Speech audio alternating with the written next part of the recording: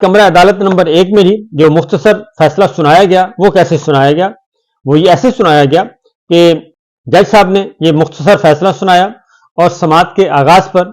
ملزمان نے یعنی کہ عمران خان صاحب نے اور شاہ محمود قریشی صاحب کو دفعہ 342 کا سوال نامہ دیا گیا۔ عمران خان صاحب کی جانب سے پہلے اپنا 342 کے تحت بیان عدالت میں ریکارڈ کروایا، جو میں نے آپ کو بتا دیا۔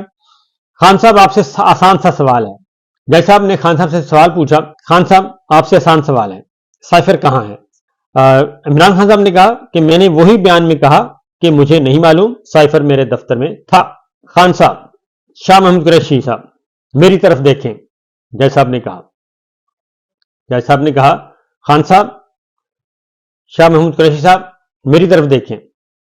میں آپ کو 10 سال قید کی سزا سناتا ہوں۔ شاہ محمود قریشی کی جانب سے بیان ریکارڈ کرانے سے پہلے ہی فیصلہ سنا دیا گیا، یعنی ابھی قریشی صاحب کا بیان ریکارڈ ہونا تھا، عمران خان صاحب کا جو انہوں نے خود کروایا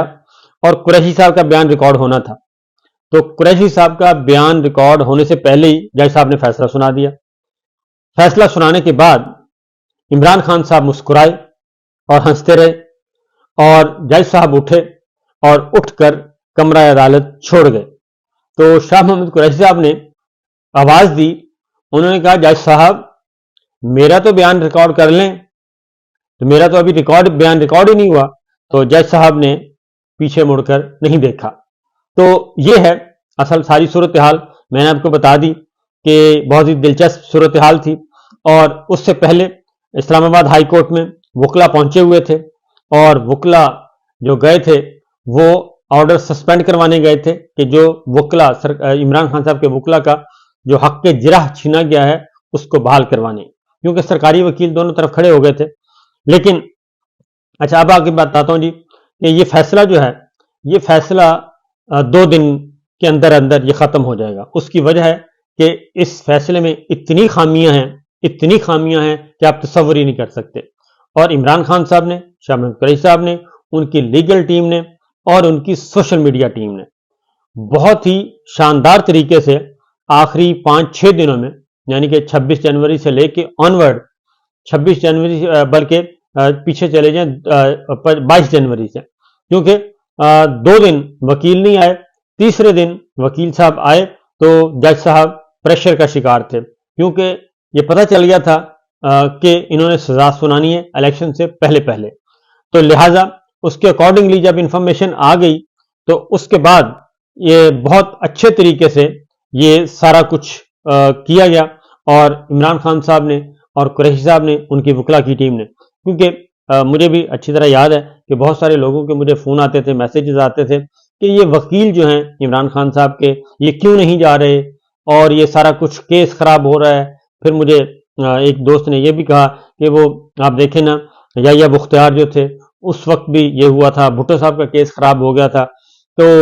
بلکہ مجھے آج رات ہی ایک میسج آیا، صبح بلکہ فجر کی نماز کے وقت ایک میسج آیا کہ عمران خان صاحب کو یہ سزائے موت دینے لگے ہیں۔ تو میں نے ان سے کہا کہ یہ سوال ہی پیدا نہیں ہوتا، سزائے موت دیں، سوال ہی پیدا نہیں ہوتا، یہ آپ کو کسی نے غلط بتایا ہے کہ نہیں، یہ سارا انتظام مکمل کر لیا گیا ہے اور رات 12-1 بجے نوٹس سرو کیا گیا ہے۔ میں نے کہا کچھ بھی نہیں ہوگا، تو کیونکہ مجھے علم تھا کہ اندر سے یہ گھبرائے ہوئے ہیں، ڈرے ہوئے ہیں، تو انہوں نے جلدی اس سے جان چھڑوائی ہے، اس کیس سے، کہ یہ ہمارا کمبل جو ہے ہمارے سر لگ گیا ہے، اسے جان چھڑوائی جائے۔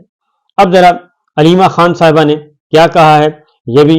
سامنے آ گیا کہ علیمہ خان کا رد عمل آیا ہے کہ 8 فروری کو لوگ عمران خان کو ووٹ دیں اور کچھ نہ کریں۔ پاکستان تحریک انصاف نے بھی یہی کہا ہے، عمران خان صاحب نے خود یہ کہا ہے کہ 8 فروری کو فوکس کریں، 8 فروری کو زیادہ سے زیادہ ووٹ دیا جائے اور ووٹ ڈالا جائے، اس کے علاوہ کچھ نہیں کرنا، کوئی توڑ پھوڑ نہیں، کوئی نعرے بازی نہیں، کوئی کچھ نہیں، کیونکہ یہ چاہتے ہی یہ تھے کہ سزا سنا کے اور اس کے بعد ہنگامہ خیزی ہو اور اس کے بعد پھر الیکشن ملتوی کیے جائیں۔ کیونکہ کراچی والا واقعہ آپ کو یاد ہے کہ کراچی والے واقعے کو جس طریقے سے باقاعدہ ایڈوائس جاری کی گئی کہ اس پہ ڈھول پیٹیں، تو وہ ڈھول پیٹا نہیں گیا، کیونکہ ادر دین بہت ساری فوٹیجز آ گئیں اور پتہ چلا کہ یہ تو خواتین ساری پرامن طور پہ کر رہی تھی احتجاج اور یہ سب کچھ ہوا۔ علیمہ خان کہہ رہی تھی کہ جناب 8 فروری کو صرف ووٹ ڈالنا ہے اور کچھ نہیں کرنا۔